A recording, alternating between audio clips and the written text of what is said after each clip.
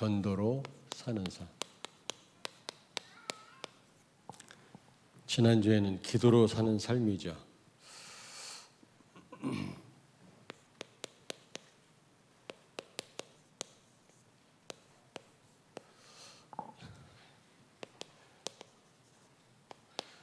로마서 1장 14절에 우리는 빚진 자라 그랬거든요.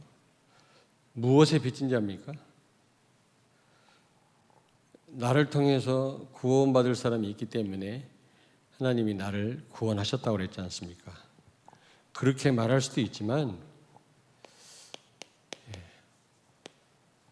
우리는 이 받은 바 은혜를 나눌 수 있어야 돼요. 구원도 나만을 위한 게 아니지만 은혜도 그래요. 하나님 은혜 주시는 이유가 이 은혜를 나누라고 우리에게 주시는 겁니다. 그래서 예수님이 이것 때문에 오셨다고 하지 않습니까? 내가 전도하러 왔노라. 전도가 뭡니까? 하나님이 주시는 은혜를 나누는 겁니다. 한마디로 말하면. 그래서 우리는 이 은혜를 나누는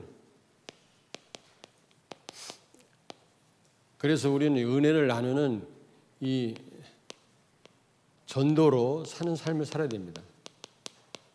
다시 말하면 받은 바 은혜가 얼마나 큽니까? 이 은혜를 나만 누릴 게 아니라 다른 사람들하고도 우리가 나눌 수 있어야 된다는 거죠. 예수님이 그게 오신 목적이라니까. 그렇다면 우리는 당연히 우리도 은혜를 나누는 삶 그리고 전도로 사는 삶을 살아야 될 줄로 믿습니다. 옆에 있는 분을 축복하세요. 은혜를 나눕시다. 내가 누리는 것 중요합니다만은 그러나 그것이 나로만 끝나면 안 돼요. 다른 사람에게 전달이 돼야 돼요. 전도와 선교는 여러분 이 전도 속에 반드시 선교가 포함되는 겁니다. 이걸 분리시켜서 생각하면 안 돼요. 예수님이 말씀할 때 하나님이 말씀하실 때 반드시 전도와 선교를 같이 말씀했어요. 이거를 분리해서 생각하시면 안 됩니다. 처음부터 이게 같이 가야 되거든요. 전도와 선교는 천명이죠. 천명. 하나님의 명령이에요.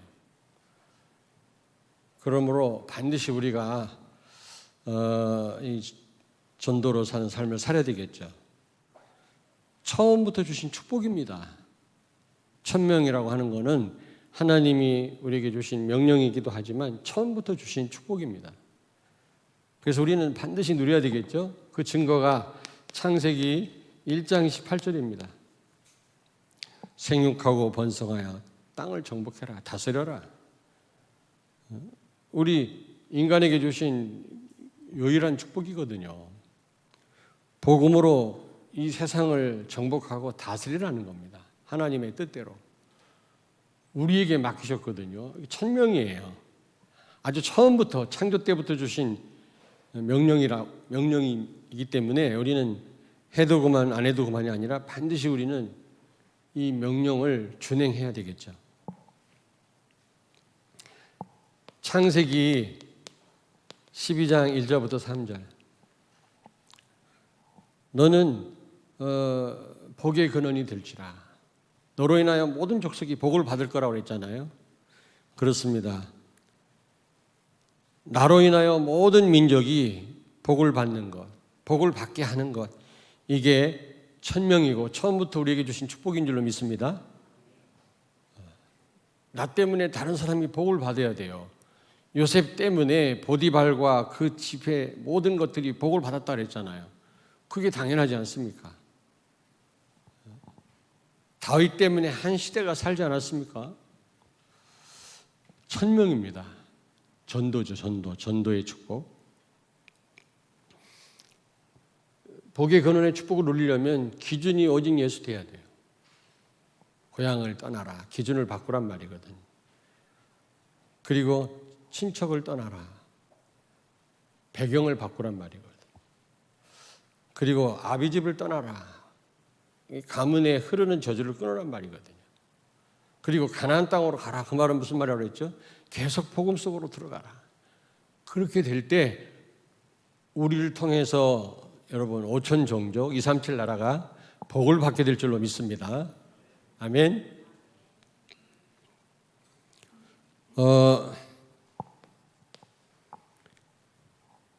마태복음 28장 19절. 그러므로 너희는 가서 모든 족속으로 제자를 삼아. 제자를 세워서 237 나라 5천 종족을 살리는 것. 여러분, 전도와 선교의 이 사명인데 우리 예수님 우리에게 주신 명령이죠.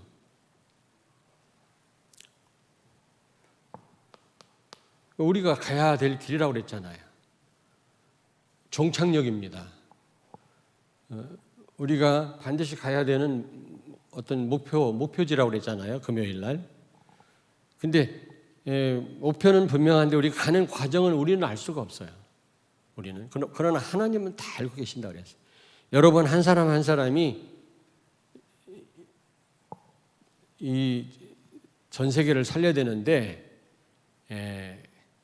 그 가는 길을 하나님이 정확하게 인도해 주시고 알고 우리와 함께 하신다라는 거죠. 걱정할 거 하나도 없습니다.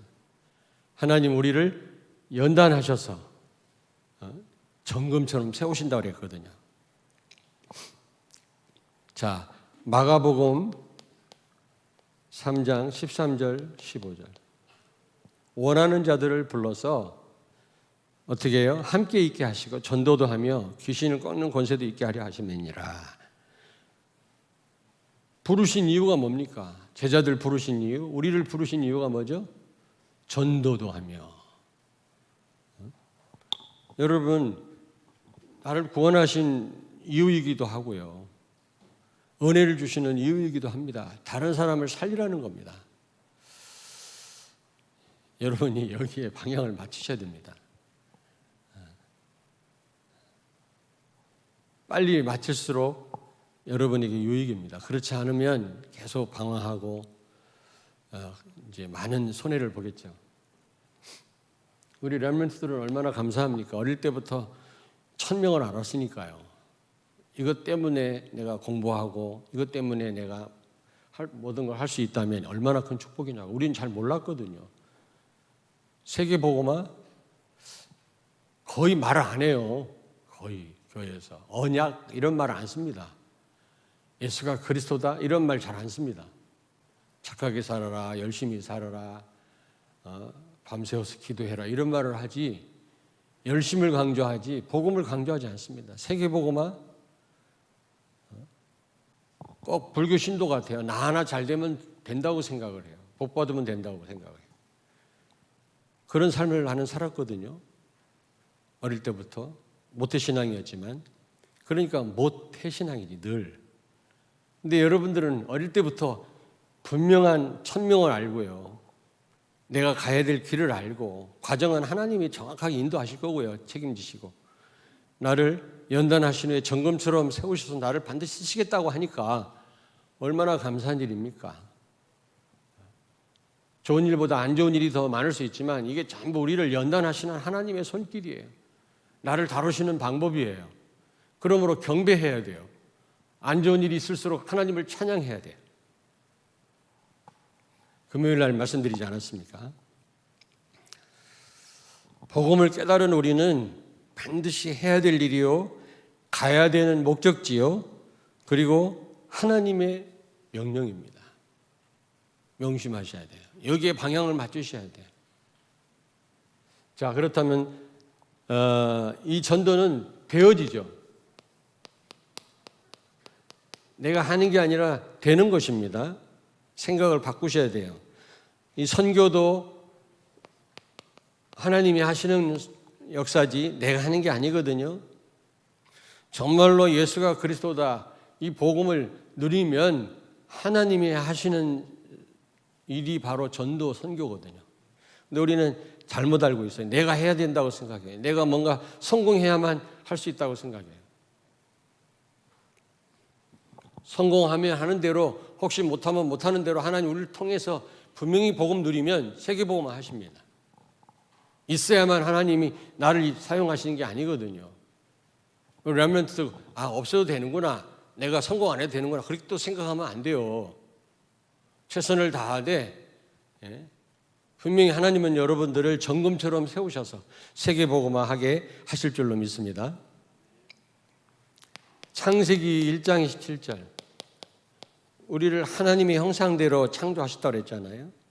요즘 형상이란 말이 많이 메시지 나오는데, 형상이란 말은 임마누엘, 예수 그리스도를 가리킵니다. 복음을 가리킵니다. 여러분, 전도 이전에 우리가 정말 이 형상을 누릴 수 있어야 돼요. 하나님과 함께하는 임마누엘 축복 누리게 되기를 주의 이름으로 축원합니다. 누리면 되어져요. 그렇잖아요.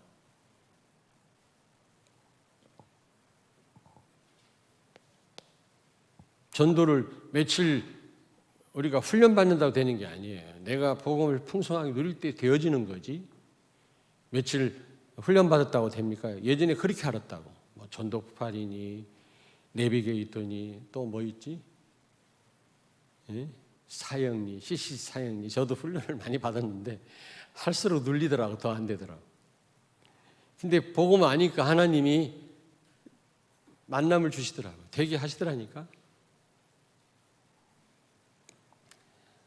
욥기서 23장 10절에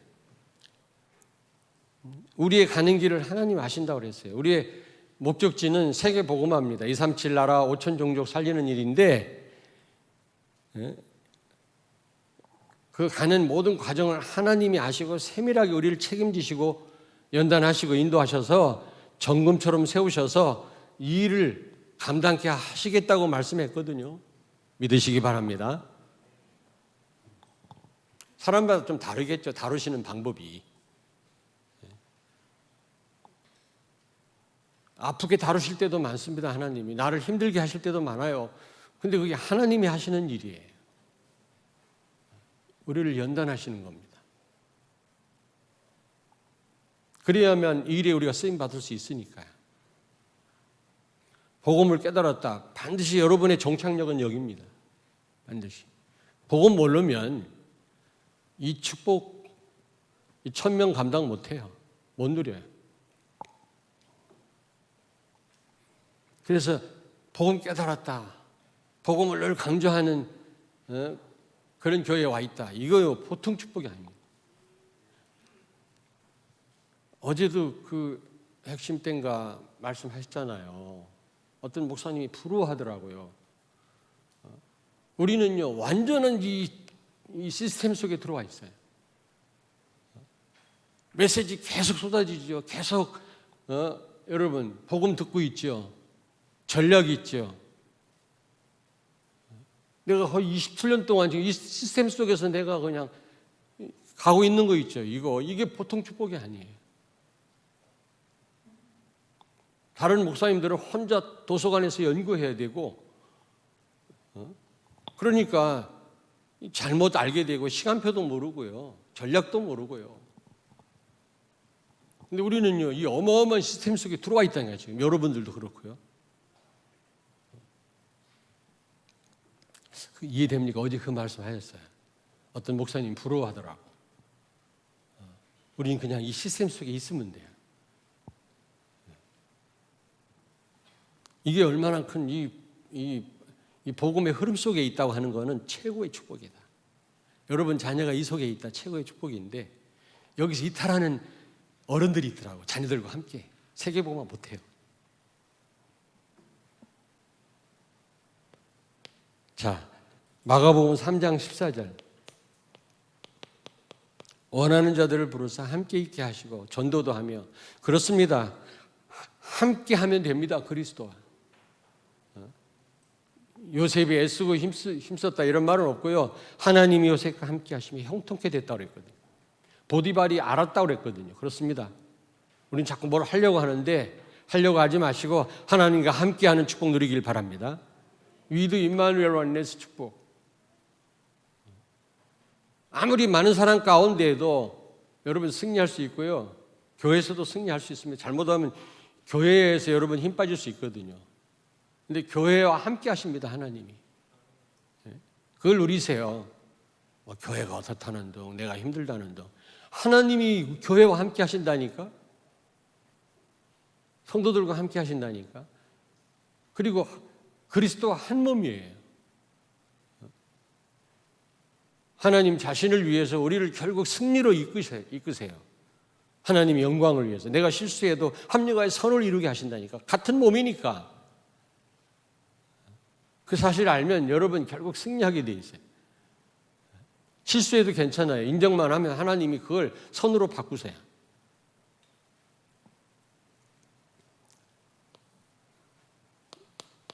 전도는 하는 게 아니라 되어지는 것인 줄로 믿습니다. 정말 복음 드리면 돼요. 복음 드리면. 사도행전 1장 8절.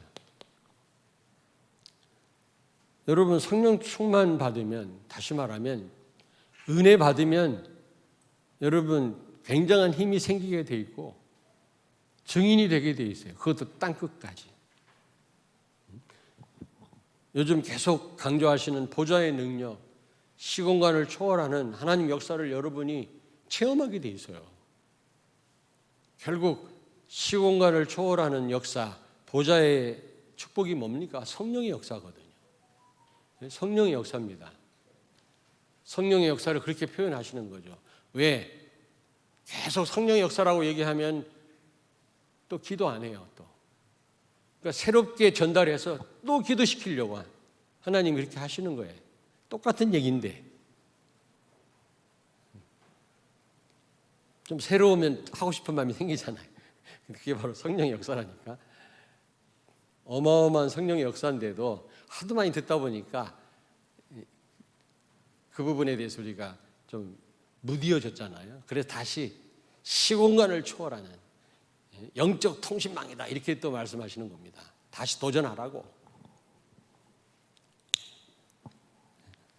여러분 틀림없어요. 성령 충만이란 말은 하나님의 은혜 받으면 되어지게 돼 있어요. 증인 되어지게 돼 있다니까. 오늘 은혜 받으시는 시간 되길 바랍니다. 다른 말로 말하면 성령 충만 받게 되기를 바랍니다. 그러면 시공간을 초월하는 하나님 역사 여러분 통해서 일어날 줄로 믿습니다. 성령은 시공간을 초월하거든요. 보좌에 앉으신 그리스도의 축복을 내 축복으로 바꿔주시는 분이거든요. 성령은요. 그러면 우리 힘으로는 안 되지만 이런 성령의 능력으로는요, 우리는 땅끝까지 이르러 증인이 될 수가 있는 겁니다.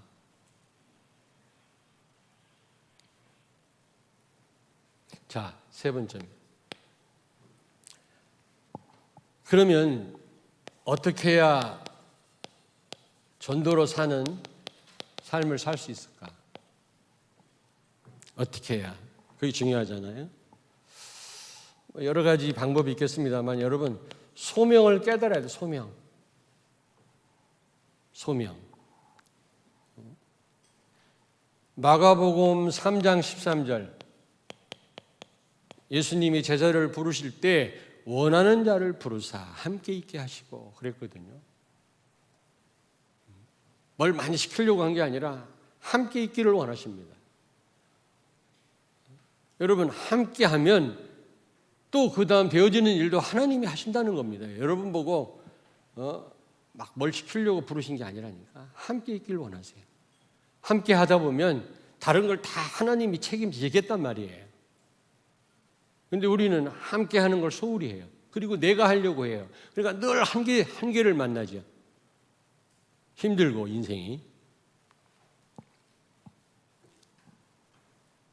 여러분 이 소명을 깨달아야 되는데 바로 이 1000명 때문에 하나님이 많은 사람 가운데 나를 부르셨다.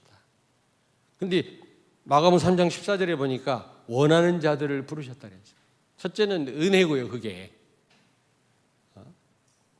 부르심을 받을 만한 아무 조건이 없는 나를 부르셨다. 이게 은혜 아니겠어요? 내가 조건이 있다면 그 은혜라고 말할 수 없죠. 로마서에도 뭔가 내가 삭스를 지불했다면 그걸 은혜라고 말할 수 없는 겁니다. 전혀 삭슬 지불하지 않았는데 주어진 거, 이걸 은혜라고 합니다. 내가 한 것도 하나도 없는데 십자가에서 내 구원이 일어났거든요. 그게 은혜인 겁니다. 그래서 십자가의 능력이라고 말씀하는 겁니다. 이 세상의 법칙은 인과율의 법칙이거든요. 반드시 무언가 해야만 결과가 일어나는 것이 인과율의 법칙이거든요. 근데 우리가 한 것도 없어요. 할 수도 없어요. 근데 어마어마한 구원이 일어났거든요. 그러므로 십자가는 능력인 것입니다. 그게 은혜죠. 근데 우리에게 은혜로 우리를 원하셔서 하나님 부르셨다. 이런 확신이 여러분에게 있기를 바랍니다. 전도로서 우리 사는 삶을 살려면 첫째가 천명을 알아야 되고 소명을 하셔야 소명. 이것 때문에 나를 부르셨구나. 내가 대전 내려왔을 때 많은 핍박이 있더라고. 지금도 검색을 해봤어요. 과학, 섭, 셉이라고 치면 안 나옵니다.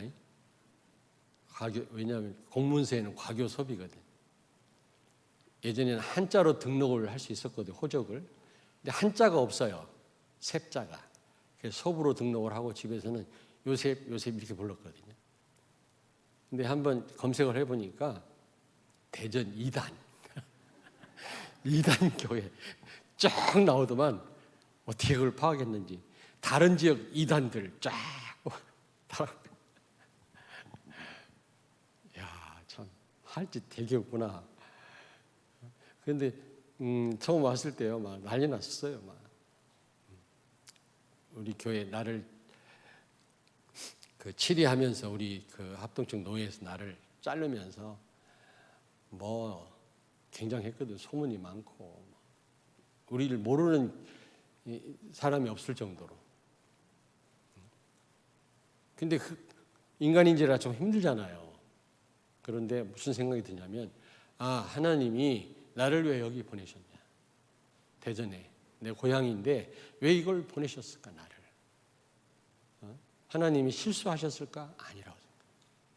단 한두 사람이라도 하나님 제자를 세우시려고 이 받은 바 은혜를 전달하라고 나를 보내시지 않았냐? 괜찮다. 10,000명이 들고 일어나도 나는 이 길을 가겠다. 이런 생각이 들더라고요. 하나님 은혜지 그것도. 그게 굉장히 중요합니다. 하나님이 초라하지만 나를 부르셨다. 이 시대를 살리라고 렘넌트인 어린 나를 하나님이 부르셨다. 이런 소명감이 없으면요, 어떻게 전도로서의 삶을 살 수가 있겠습니까? 이게 굉장히 중요해요. 소명감. 여러분, 내가 어쩌다 이 자리에 왔지, 그런 생각하시면 안 돼요. 참새 한 마리가 떨어지는 것도 하나님 계획 속에 있다고 했는데 여러분이 이 자리에 와 계신 게 우연이라고 생각하십니까? 이런 소명감이 없으면요, 어떻게 우리가 전도로 사는 삶을 살 수 있겠어요? 1,000명을 어떻게 감당하겠어요? 다른 사람 알아서 하겠지. 난 왜 이렇게 힘들까? 그냥 그만두지. 이런 생각이 든다니까. 자, 그렇다면 두 번째로 여러분 사명을 아셔요. 사명감이세요. 사명감을 가져야 된단 말이 무슨 말입니까? 정말 가치를 아셔야 돼요. 이게 생명을 걸어야 돼요. 그리고 내가 어떤 방법으로 전도는 방법이 아닙니다만은 내가 어떻게 이 복음을 증거할 수 있을까? 전도 방법이 아니라 나의 전도를 우리가 생각해내야 된다고 말씀드리지 않았습니까? 다시 말하면 우리의 최고의 전도 현장은 업이에요. 업. 내가 하는 일. 어떤 분은 굉장히 높은 자리에, 아주 인기 있는 자리에 수많은 사람을 만나는 또 높은 직분이라 사회에서 볼 때는 막 비서들도 있고요, 막 그런 자리에. 근데 그 자리에 있을 때는 관심 없게 세월을 보내고 나중에 은퇴한 다음에 후회하더라고. 내가 그 엄청난 자리에서 내가 허송 세월을 보냈구나. 여러분 하시는 일이 최고의 전도 현장이라니까. 저 탄자니아 아프리카 현장도 중요한 현장이지만 더 중요한 거는 여러분이 하시는 일이에요. 우리 렘넌트들은 학업이에요. 학업. 다른 데서 자꾸 전도하려고 하지 말고 학업에 최선을 다하고 그걸 통해서 만나는 친구들에게 복음을 전달하세요. 그 학업을 통해서 예수가 그리스도임을 증거하세요.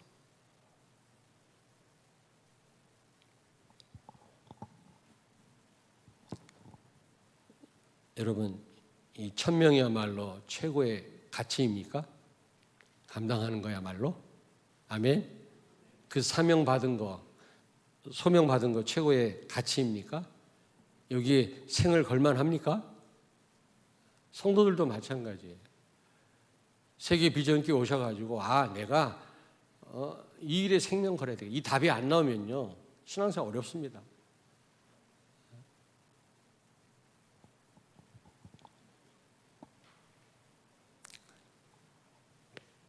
사도행전 2장 42절 잘 아시죠?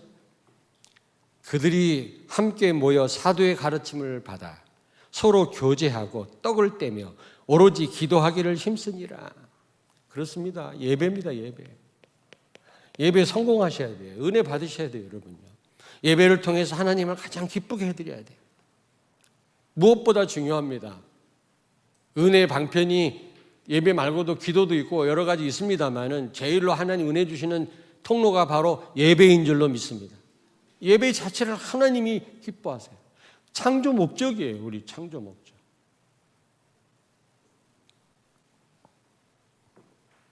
무엇보다 중요합니다. 예배.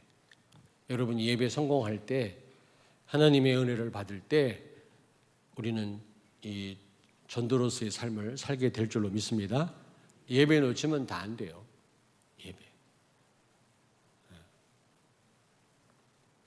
물론 오늘 정말 막 마음에 와닿고 말씀이요. 그럴 때도 있지만 어느 때는 왔다가 그냥 가는 것 같은 날도 있어요. 그러나 절대로 헛되지 않습니다. 분명히 하나님은 그 예배를 받으셨고 분명히 하나님은 시간표 따라 역사할 줄로 믿습니다. 틀림없어요. 그리고 목회자로서 조금 이렇게 살펴보니까 예배에 성공하는 분들이 결국 성공하더라고요. 전도를 많이 하고 헌신을 많이 하고 해도 예배에 소홀하면 어느 날 한계 오더라고요.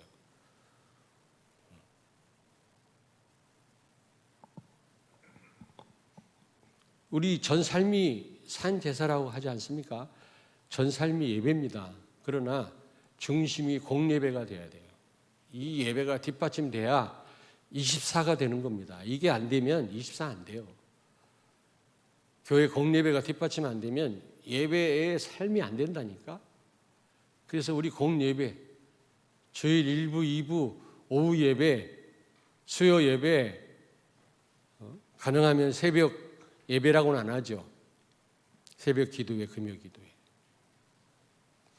그건 이렇게 모이는 시간이 많냐? 그게 사는 길이에요. 안 그래요? 여러분 잘 아시잖아요.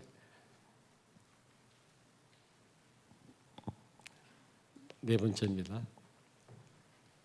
전도로 사는 삶을 살려면 어떻게 해야 되겠냐?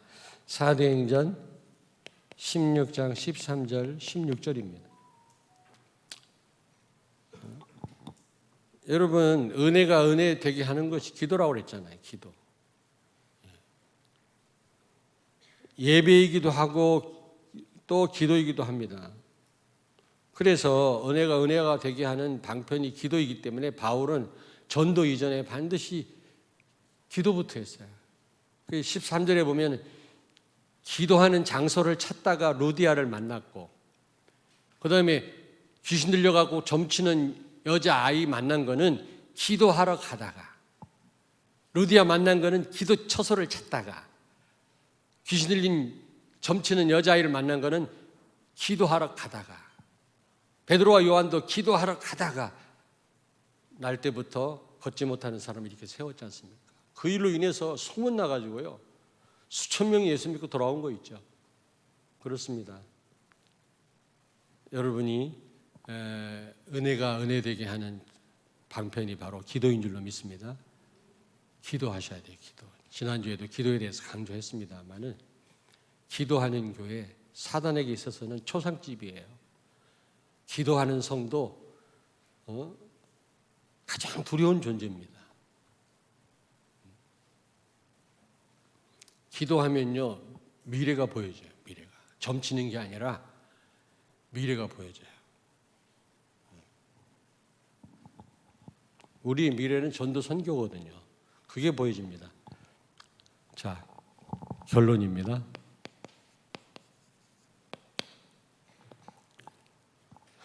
여러분에게 자유의지를 주셨잖아요. 선악과 테스트를 하셨단 말은 우리에게 조금이나마 선택할 수 있는 그런 어떤 권한이 있단 말이거든요. 로봇가 아닙니다, 우리가. 자유의지를 주셨는데 가장 여러분에게 필요하고 좋은 게 뭐예요? 자유예요. 자유입니다. 자유, 민주주의에서 자유를 빼버리면 큰일 나는 거예요. 이걸 지금 권력자들이 빼려고, 자유를 빼려고. 인민민주주의. 사수해야 돼요. 사수해. 자유. 개돼지처럼 부리는 거예요. 국민들을. 지들만 착취하고요. 자유라고 하는 거 이게요. 종교개혁에서 나온 말이에요. 지금 이 민주주의 헌법이요. 종교개혁에서 칼빈과 이런 쯔빙글이나 이런 사람들을 통해서 이게 시작이 된 거예요. 얼마나 귀한 건지 몰라요. 사단은 이걸 뒤어 엎으려고 그래요. 지금. 북한 보세요. 북한. 평양 시민들만 잘 먹고 잘 살자. 그 외에는 전부 헐벗고 심심하면 그냥 죽이고. 자유를 수호해야 된다니까. 자유민주주의.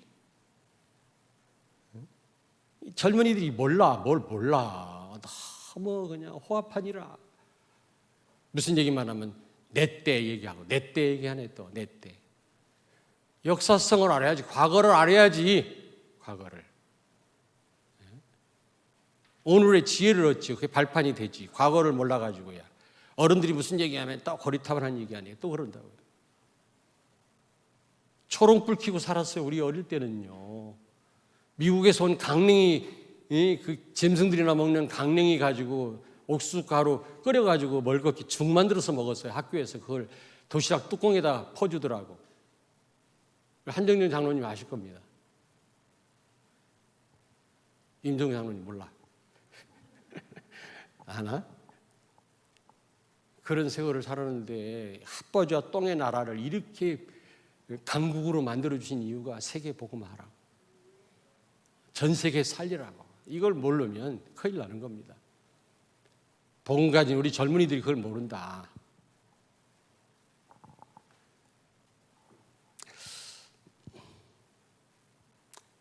무슨 얘기 하려다가 자유가 가장 필요하고 중요한 겁니다.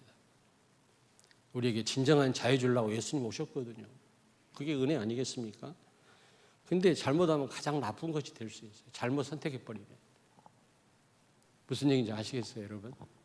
잘못 선택하면 가장 여러분에게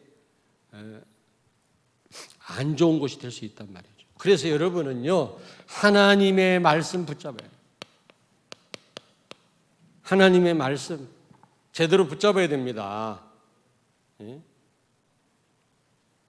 하나님 말씀으로 선택하셔야 돼요. 예배에 성공하셔야 됩니다.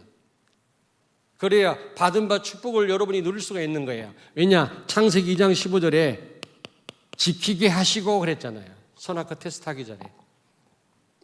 말씀 놓치면 다 상실해요. 말씀 제대로 붙잡을 때 사단이 여러분에게 하나님 주신 축복을 빼앗아 갈 수가 없어요. 받은 축복, 하나님의 모든 축복을 그리스도와 함께 다 주시지 않았습니까? 이걸 누려야만 세상을 살릴 수 있는데 누가 빼앗아 가요? 사단이. 에덴 동산에 살게 하면서 경작하게 하시고 뭐라고 그랬죠? 지키게 하셨다 그랬죠. 빼앗아 갈 자가 있단 말이거든요. 인간 창조 때부터. 어떤 존재입니까? 사단. 인간보다 먼저 타락했거든요. 이게 이미 있었어요. 인간 창조 전에. 지금도 마찬가지입니다. 여러분이 엄청난 자유와 받은 축복이 엄청 큰데 이거를 또 잘못하면 이게 최악이 될 수 있어요. 이 자유가. 잘못 선택할 자유 있거든요. 우리도 잘 선택할 자유도 있지만 잘 선택할 수 있는 자유, 하나님 말씀 붙잡는 겁니다. 예배 성공하는 겁니다. 특별히 강단 말씀 제대로 붙잡는 겁니다. 예수가 그리스도라고 하는 언약 가지고 모든 걸 판단하는 겁니다. 그러면 진정한 자유가 자유될 수 있어요. 그럴 때 여러분이 경작하게 하시고 세계를 살릴 수가 있는 거예요. 복음으로 모든 걸 정복하고 다스릴 수 있는, 어디도 메시지 나왔잖아요. 정복자가 될 수가 있는 겁니다. 무력으로 정복한다 그 말이 아니라 아무쪼록 여러분 전도로 사는 삶을 살게 되기를 주의 이름으로 축원합니다. 오늘 말씀 다 아는 말씀이라 할지라도 다시 한번 깊이 한번 묵상해 보시고요. 나의 삶이 전도로 사는 삶이, 예배로 사는 삶이, 은혜로 사는 삶이, 기도로 사는 삶이 되어야 될 줄로 믿습니다. 예? 우리에게 엄청난 자유의지를 주셨지만 그 자유가 우리에게 엄청난 해가 될 수가 있어요. 잘못하면, 잘못 선택해버리면 사단 신부로 말 수 있어요. 다 빼앗길 수 있단 말이에요. 바로 선택해. 바로 말씀 따라 살아야 돼. 말씀 붙잡아요. 기도하겠습니다. 하나님 은혜를 감사합니다. 1000명이 전도 선교일진데, 되어지는 것이 전도 선교일진데, 정말 우리의 삶이 전도와 선교로 사는 삶이 되게 하여 주옵소서. 예배와 말씀과 기도를 통해 받은 바 모든 축복을 누리게 하시고 무너져가는 황폐한 이 땅을 살리는 우리 성도들과 렘넌트들이 되게 하여 주옵소서. 예수님 거룩하신 이름으로 기도하옵나이다. 아멘.